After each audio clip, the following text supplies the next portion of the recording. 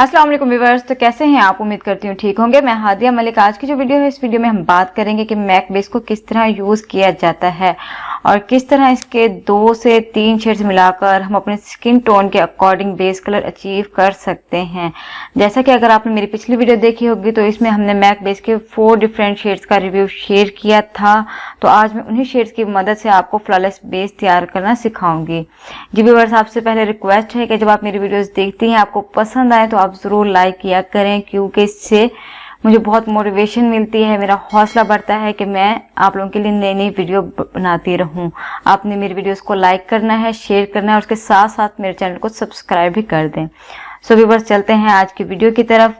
तो इसमें हमने सबसे पहला काम क्या करना है? इसमें हमारा सबसे पहला काम ये होगा कि हमें बेस कलर की सिलेक्शन करनी है। तो ये काम हमने बहुत ही एहतियात से करना है, क्योंकि हम अपनी स्किन टोन को मद्देनजर रखते हुए कलर्स की सिलेक्शन करनी है ताकि हम अपने रिक्वायर्ड कलर तक पहुंच सकें। जी व्यूअर्स, अब हमने देखना ये है कि हम कौन से जो कलर्स हैं वो क्रिएट करना चाहते हैं। हमारी स्किन किस टोन की है, येलो टोन की है या पिंकिश टोन की है या बहुत ज़्यादा वाइट है। जो टोन हमारी स्किन का होगा, हम उससे रिलेटेड ही अपनी स्किन पर जो है वो बेस जो है अप्लाई करेंगे। तो मेरी जो स्किन टोन है वो बहुत नेचुरल है, ना बहुत ज़्यादा वाइट है और ना ही बहुत ज़्यादा येलो है, ना ही बहुत ज़्यादा पिंकिश है। नेचुरल कलर है मेरा। तो मैं जो है बहुत ज़्यादा डार्क टोन भी यूज़ नहीं करूँगी और बहुत ज़्यादा लाइट भी नहीं करूँगी, क्योंकि जब हम इस तरह के बेस जो है वो अप्लाई करते हैं फेस पे, वो कुछ देर बाद ऑक्सीडाइज होती हैं। ऑक्सीडाइज होने के बाद जो बेस कलर होता है वो थोड़ा सा डार्क हो जाता है, हम जितना भी लाइट अप्लाई करते हैं। तो यहाँ मैं अपनी स्किन टोन के अकॉर्डिंग आपको बेस कलर बनाना सिखा रही हूँ, लेकिन आपने अपने स्किन टोन के अकॉर्डिंग अपने कलर सिलेक्ट करने हैं। तो यहाँ मैं 2 कलर ले रही हूँ। मैं सबसे पहले शेड यूज करूंगी एवरी जो शेड नंबर होता है वो थोड़ा सा येलो टाइप में होता है, वाइट जरूर होता है लेकिन येलो कलर बेस होता है। मैंने अपनी पिछली वीडियो में भी आपको बताया था। अगर आपने वो वीडियो देखनी हो तो इसका लिंक मैं डिस्क्रिप्शन बॉक्स में दे दूंगी, आप वहां जाकर वाली वीडियो देख सकती हैं। इसके साथ ही मैं जो सेकंड शेड यूज करने वाली हूँ वो है F2 पेल बिस्किट कलर। हाँ, F2 पेल बिस्किट, जो कि पिंकिश टोन में है। क्योंकि ये टोन्स अगर मैं डायरेक्ट अप्लाई करती हूँ तो बहुत ज़्यादा या तो मेरी स्किन येलो टोन में चली जाती है या पिंक टोन में, तो इसलिए मैं इनका एक मिक्सचर पेस्ट बना लेती हूँ ताकि मेरी स्किन जो है वो बहुत ही नेचुरल हो, बहुत ज़्यादा डार्क ना हो। अगर मैं इन शेड्स की बात करूँ 38 या 45, तो ये मेरी स्किन पे बहुत ही डार्क हो जाते हैं, दोनों थोड़ा थोड़ा डार्क लगते हैं। तो मैं चाहती हूँ मेरी स्किन जो है वो खूबसूरत भी लगे, एक अच्छी लुक आए। तो इसके लिए हमें सबसे पहले क्या चीज़ें रिक्वायर्ड होंगी? एक बहुत ही साफ प्लेट चाहिए होगी जिसमें हम अपना बेस पेस्ट जो तैयार करेंगे वो निकाल सकें। इसके अलावा हमें इस तरीके का फाउंडेशन ब्रश चाहिए होगा जिसकी मदद से हमने अपना जो केक है उसकी अमाउंट हमने लेनी है। तो हमें सबसे पहले पानी चाहिए होगा। आपने किसी भी बर्तन में थोड़ा सा पानी ले लेना है। इस तरह का ब्रश होना चाहिए, उसको हम डिप कर लेंगे वाटर के अंदर। वाटर की बहुत ज़्यादा मिकदार नहीं लेनी, नॉर्मल लेनी है। इसको आपने इसमें ले लेना है और अपना पैन केक उठाएंगे, इस पे हम इस तरह से इसको अप्लाई करेंगे। इसके अंदर हमारी जो बेसिक क्वांटिटी होगी, जितनी हमें रिक्वायर्ड होगी वो इतनी क्वांटिटी आ जाएगी, इतनी ले लेंगे। और इसको हमने करना क्या है कि ये जो प्लेट है इसके अंदर हम इस तरीके से डाल लेंगे। ये देखें, इसमें जो मेरा बेस कलर है वो यहाँ आना शुरू हो गया है। ये F1 है। मैं थोड़ा सा और लूँगी, मुझे थोड़ा लग रहा है मैंने आपको, लेकिन सिर्फ हमने एक हाथ पर अप्लाई करके दिखाना है ताकि मैं इसका आपको डेमो दे सकूँ। मैं अभी क्योंकि फुल फेस पे अप्लाई नहीं करने वाली। आपने अपनी जो फेस है उसके मुताबिक अपनी बेस जो है वो तैयार करनी है। आप अगर चाहती हैं कि अभी ज़्यादा अप्लाई करें तो आप ज़्यादा अमाउंट ले लें। मैं इतनी अमाउंट ले रही हूँ कि मैं आपको अप्लाई, ये देखिए इतना सा जो कलर है ये मैंने एवरी का ले लिया है। इसको मैं ब्रश को थोड़ा सा नीट कर लूँगी, थोड़ा सा डिप करने के बाद इस तरीके से कर लूँगी कि ये नीट हो जाए। उसके बाद हमने अपना क्या करना है, सेकंड कलर जो है वो पिक करना है, जो कि F2 है, थोड़ा सा पिंकिश टोन का। उसको भी हमने इस तरीके से ही करना है। इसकी भी थोड़ी सी अमाउंट जो है वो मैं ले लूँगी, बहुत ज़्यादा अमाउंट पिक नहीं करनी, थोड़ी थोड़ी करके अमाउंट निकालनी है ताकि हमारा जो ब्रश है वो भी बहुत हार्ड ना हो जाए। ये देखें, ये थोड़ी सी पिंक टोन की जो है बेस ये भी मैंने यहाँ ले लिया। इसको मैं थोड़ा सा और पिंक शेड लेने वाली हूँ। तो ये देखें, इसको मैं वापस से इतना सा कलर, ये देखें, थोड़ा सा पिंक शेड ले लिया और मैंने थोड़ा सा ही येलो कलर लिया। दोनों कलर मैंने ले लिया है, लेकिन इसमें हमने तीसरा पार्ट क्या करना है व्यूअर्स, अगर हमारी स्किन बहुत ज़्यादा ड्राई है, जिन लोगों की बेस क्रैकी हो जाती है, बहुत ज़्यादा ड्राई होती है, तो वो सबसे पहले अपनी स्किन को मॉइस्चराइज कर लें, कोई सीरम अप्लाई कर लें। अगर आप चाहती हैं तो आप इसमें भी अपना कोई सीरम या मॉइस्चराइजर जो है वो ऐड कर सकती हैं, लेकिन मैं यहाँ ये वाली चीज़ें ऐड नहीं करूँगी। अगर आप चाहते हैं, आपके पास सीरम नहीं है, कोई मॉइस्चराइजर नहीं है, तो आप एलोवेरा जेल भी इसमें यूज़ कर सकती हैं। उसकी थोड़ी सी अमाउंट लेनी है, बहुत ज़्यादा अमाउंट भी नहीं लेनी, लेकिन जब हम इस तरह के बेसिस यूज़ कर रहे होते हैं, इसके लिए ज़रूरी होता है हम कोई भी प्राइमर यूज़ करें।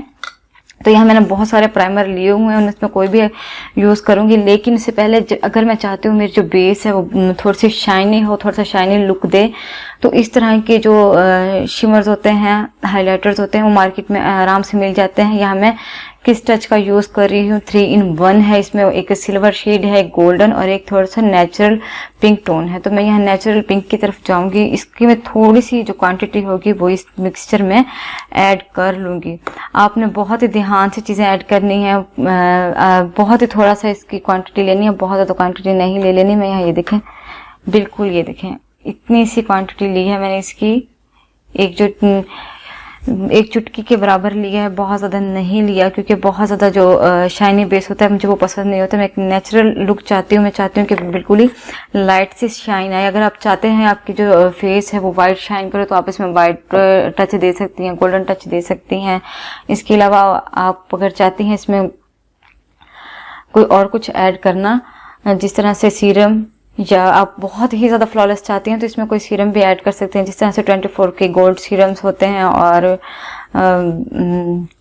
प्राइमर भी ऐड कर सकती हैं इसके अंदर आप। लेकिन मैं प्राइमर जो है वो अलग से ही अप्लाई करती हूँ। मैं सिर्फ उन जगहों पर अप्लाई करती हूँ जब मुझे बहुत ज़्यादा जो है पसीना आता है, ओपन पोर्स का मसला होता है। मैं इसमें ऐड इसलिए नहीं करती कि वो पूरे फेस पे अप्लाई हो जाता है। मैं हमेशा जो प्राइमर है वो अलग से ही अप्लाई करना पसंद करती हूँ। ये देखिए व्यूअर्स, ये जो शेड क्रिएट हुआ है ये कितना नेचुरल शेड है। ये बहुत ज़्यादा ना ही येलो टोन का है और ना ही पिंक टोन का है। आप देख सकती हैं ये इस शेड से भी डिफरेंट है और इस शेड से भी डिफरेंट है। ये मैंने बिल्कुल अपने स्किन टोन के अकॉर्डिंग जो है वो रेडी कर लिया है। अभी आपने करना है कि आपने कोई भी प्राइमर अप्लाई कर लेना है। मैं यहाँ ग्लोइंग फेस का जो प्राइमर है वो अप्लाई कर रही हूँ, क्योंकि बेस बनाने से पहले हमें ये ज़रूर अप्लाई कर लेना चाहिए। ये हमारे ओपन पोर्स को जो है कंट्रोल करता है, हमारे बेस और फेस के दरमियान में एक लेयर क्रिएट कर देता है, जिससे जो हमारी बेस होती है वो क्रैकी नहीं होती। हमारी जो बेस है लॉन्ग लास्टिंग हो जाती है, शाइनी हो जाती है, बहुत ही अच्छा इफेक्ट आता है। तो मैंने यहाँ अप्लाई कर लिया है। इसको आपने जब भी प्राइमर अप्लाई करना है 2 से 3 मिनट जो है अपनी स्किन को जो है ऐसे छोड़ देना है। फौरन से आपने कोई बेस अप्लाई नहीं करनी, क्योंकि जब भी हम फौरन से कोई बेस अप्लाई करते हैं तो उसमें इस तरह से लाइनें आ जाती हैं, क्रैक आ जाते हैं, तो हमारा दिल जो है एकदम से ख़राब हो जाता है कि हमारी बेस जो है वो ख़राब बनी है या हमने सही उसकी एप्लीकेशन नहीं की है। ये मसला नहीं होता, क्योंकि हम फ़ौरन से जो है अप्लाई करना शुरू कर देते हैं जल्दी जल्दी में। अगर आप कोई मॉइस्चराइज़र यूज़ कर रही हैं तो उसके प्राइमर भी आप उसके 15 से 20 मिनट बाद ही अप्लाई करेंगे। फ़ौरन से आपने कोई चीज़ अप्लाई नहीं कर लेनी, लेकिन आपने इस मिक्सचर को जो है बहुत अच्छे तरीके से ब्लेंड करना है, बहुत अच्छे तरीके से मिक्स करना है कि आपने इसमें जो शाइनर ऐड किया है दोनों कलर जो हैं वो बहुत अच्छे तरीके से ऐड हो जाएं। अगर आप इस मिक्सचर इसको चाहें तो आप पफ की मदद से भी अप्लाई कर सकती हैं, ब्यूटी ब्लेंडर की मदद से भी अप्लाई कर सकती हैं। मुझे इस तरह के ब्रश की मदद से ही अप्लाई करना आसान लगता है, तो मैं इसकी मदद से ही आपको अप्लाई करना दिखाऊंगी। इसका ये देखें, ये मैंने इस पे इस तरीके से अप्लाई करना है, इस तरीके से। और इस तरह के भी जब हम बेस अप्लाई कर रहे होते हैं तो हमने इसको 2 से 3-4 मिनट जो है वो इस तरह ही रहने देना होता है। फौरन से जो है इसकी टेंशन में नहीं लग जाना कि ये ब्लेंड नहीं हो रही है, इसमें कोई क्रैक नज़र आ रहा है इस तरीके से, क्योंकि मैंने आपको पहले भी बताया ये ऑक्सीडाइज भी होती हैं और ड्राई होने में भी 4 से 5 मिनट लेती हैं। आपने इसको इस तरीके से रख लेना है ताकि जो ये है ड्राई हो जाए। मैं इसकी एप्लीकेशन इतनी जगह पर कर रही हूँ। देखिए इसका कलर जो है कितना अच्छा कलर आया है, बहुत ही अच्छा कलर आया है। मैं इंतज़ार करूँगी कि 2 से 3 मिनट जो है वो ड्राई हो जाए जब ये ड्राई हो जाएगी तो मैं आपको बताऊंगी कि इसकी जो ब्लेंडिंग है वो किस तरीके से करनी है और उसके ऊपर हम क्या चीज़ें अप्लाई करेंगे कि ये बहुत ही लॉन्ग लास्टिंग हो जाए। जी व्यूअर्स, आप लोग देख रहे हैं मेरी जो बेस है वो थोड़ी सी ड्राई हो चुकी है। 2 से 3 मिनट गुजरने के बाद ये आराम से ड्राई हो जाती है। जब ये ड्राई हो जाए तो आपने करना क्या है कि इसको या तो इस तरीके के पफ की मदद से, जो इस तरह का पफ होता है या ब्यूटी ब्लेंडर होता है उसकी मदद से भी आप डैप टैप करके इसको आप सेट कर सकती हैं। इस तरीके से आपने बहुत सॉफ्टली जो है इसको ब्लेंड करना है, इस तरीके से अपनी जगह पर लॉक करना है, सेट करना है। इस तरह से आपने रगड़ना नहीं है। अगर आप रगड़ेंगे तो ये अपनी जगह छोड़ देगी और जब कोई बेस अपनी जगह छोड़ देती है तो वो वापस से उस जगह पे स्टेन नहीं करती। उस एक फ्लॉलेस जो है होता है, लुक होता है, वो नहीं आता, बल्कि बेस जो है वो क्रैकी हो जाती है, उसमें क्रैक जो है वो नज़र आते हैं। तो आपने इसको इस तरीके से ही सेट करना है, टैप टैप करके। जब हम इसको इस तरह करेंगे तो ये हमारी स्किन के अंदर लॉक होने लग जाएगी। अगर आपके पास इस तरह का स्पंज नहीं है तो आप इसको इस तरह के ब्रश की मदद से भी सेट कर सकती हैं। इस तरीके से आप इसको जो है फेस पर इस तरह से आप जब करेंगी तो आप जो बेस है वो खुद ब खुद आपकी जगह पर सेट होती जाएगी। लेकिन अगर आपकी स्किन जो है बहुत ज़्यादा ऑयली है तो आप इसके ऊपर कोई भी कॉम्पैक्ट पाउडर भी यूज़ कर सकती हैं। यहाँ मैं यूज़ कर रही हूँ ग्लैमरस फेस का SPF 35 के साथ जो है perfect natural UV oil free foundation 2 वे केक। इसका शेड नंबर है 2। इसको मैं थोड़ी सी अमाउंट में अप्लाई करने वाली हूँ अपने हाथ के ऊपर, ताकि जो बेस है बहुत ज़्यादा फ्लॉलेस हो। गर्मियों में जब हम बेस बनाते हैं नॉर्मली जो है बहुत ज़्यादा पसीना आता है। जब पसीना आता है तो हमारी बेस खुद ब खुद फटने लग जाती है और ख़राब हो जाती है। मैं हमेशा जो अपने फेस पाउडर अप्लाई करना है, याद रखें, पफ की मदद से अप्लाई नहीं करना, हमेशा ब्रश की मदद से ही अप्लाई करें, क्योंकि ब्रश की मदद से उतनी ही क्वांटिटी पिक होती है हमारे फेस पर। ब्रश में जितनी क्वांटिटी हमारा फेस उतनी ही अमाउंट लेता है जितनी हमें रिक्वायर होती है। पफ की मदद से जब हम अप्लाई करते हैं तो बहुत ज़्यादा जो अमाउंट है वो आ जाती है और हम बहुत ज़्यादा अप्लाई कर लेते हैं। आपने हमेशा इस तरीके से इसको अप्लाई करना है। जब इस तरीके से आप अप्लाई करेंगे बहुत सॉफ्टली ये ब्लेंड हो जाएगा। जब ये ब्लेंड होता रहेगा आपने इसको खुद ब खुद बैठ जाएगा आपकी स्किन में। आपने टेंशन नहीं लेनी, ये खुद ब खुद आपकी स्किन में बैठता रहेगा और सेट हो जाएगा। और इसके बाद अगर आपको फिर भी कोई ना कोई इस तरह का वो होता है कि हमारी जो स्किन है वो कहीं से क्रैकी हो जाएगी या ऑयल आने लग जाएगा, आपको इस तरह का डर लग रहा है, तो फिर भी आप इसके ऊपर स्प्रे कर सकती हैं। जो सेटिंग स्प्रे मिलते हैं मार्केट में वो आप यूज़ कर सकते हैं। लेकिन इस तरह भी मेरी बेस आप लोग देखें कितनी फ्लॉलेस और शाइनी नज़र आ रही है, बिल्कुल नेचुरल टोन आया है। मैं इसको ये देखें, इस हाथ पे अप्लाई नहीं किया और इधर अप्लाई किया है। इसका कितना अच्छा रिजल्ट है, जिस तरह का मैं रिजल्ट चाह रही थी कि बेस बने, नेचुरल टोन हो, बहुत ज़्यादा वाइट भी ना हो और जो है बहुत ज़्यादा येलो और पिंक भी ना हो। ये बहुत ही नेचुरल टोन जो है मैंने क्रिएट किया है एवरी एंड जो F2 शेड है उसे यूज़ करते हुए। अब इसके ऊपर मैं मेकअप फिक्सर अप्लाई करूंगी। ये मेरे पास मिस ब्यूटी का है जो कि एलोवेरा एंड विटामिन ई के साथ है। इसको एक ही पंप में यहाँ यूज़ करूंगी। आपने अपने फेस पे 2 से 3 पंप कर लेने हैं। मैं सेटिंग स्प्रे तब सिर्फ गर्मियों में ही यूज़ करती हूँ, सर्दियों में यूज़ नहीं करती, क्योंकि सर्दियों में स्किन जो है वो वैसे ही बहुत ज़्यादा ड्राई हो गई होती है, तो उसको बल्कि मॉइस्चराइज करना ज़रूरी होता है, ना कि ड्राई करने वाली चीज़ें अप्लाई करना। तो इस तरह से हमने बेस बना लेनी है अपनी। इसको लॉन्ग लास्टिंग करने के लिए हमने इसको लॉक भी कर दिया अपने कॉम्पैक्ट पाउडर की मदद से। आप ट्रांसलूसेंट पाउडर या लूज पाउडर भी यूज़ कर सकती हैं। उसके अलावा हमने सेटिंग स्प्रे भी कर दिया। देखिए, सेटिंग स्प्रे यूज़ करने के बाद हमने अपनी स्किन को 2 से 3 मिनट के तक छोड़ देना है, ताकि जो हमारे फेस है वो रिलैक्स कर जाए। उसको जो है जो हमने स्प्रे किया है वो ड्राई होने देना है। उसको हमने इस तरह नहीं करना कि हम उसको फ़ौरन से कुछ हाइलाइटर या ब्लशन जो है वो अप्लाई करना शुरू कर दें। अगर हम फ़ौरन से चीज़ें अप्लाई करना शुरू कर देंगे तो हमारी जो बेस है वो अपनी जगह छोड़ देगी, अपनी जगह से हटना शुरू हो जाएगी।